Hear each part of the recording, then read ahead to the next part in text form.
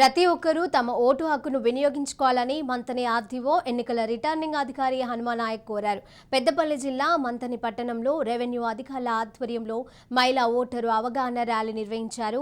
మంతని నియోజకవర్గంలో ఓటరు నమోదు కార్యక్రమాన్ని విజయవంతంగా పూర్తి చేశామని అన్నారు. నవంబర్ 30న జరిగే ఎన్నికల్లో 100% ఓటు హక్కును స్వేచ్ఛాయుత వాతావరణంలో వినియోగించుకోవాలని కోరారు.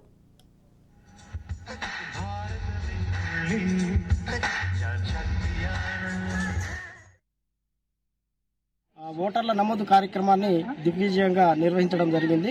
మంతని నియోజకవర్గంలో మొత్తం 2,30,000 మంది ఓటర్లు నమోదయ్యారు. అందులో 1,16,000 మంది మహిళలు, అదేవిధంగా 1,14,000 మంది పురుషుల ఓటర్లుగా నమోదయ్యారు. మరి మన ఎలక్షన్ కమిషన్ వారు షెడ్యూల్ అనౌన్స్ చేయడం జరిగింది.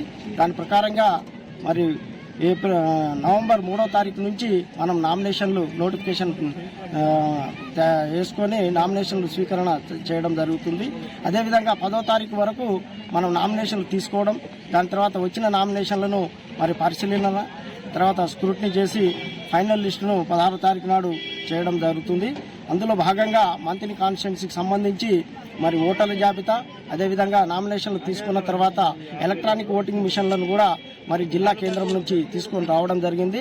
కంట్రోల్ యూనిట్ 340, అదేవిధంగా బాలెట్ యూనిట్ 340, వీవీప్యాట్లు 403 చొప్పున మనకు ఇవ్వడం జరిగింది. అట్టి ఓటింగ్ మిషన్లను మనం ఇంజనీరింగ్ కాలేజ్ JNTU రామగిరి నందు స్ట్రాంగ్ రూమ్లో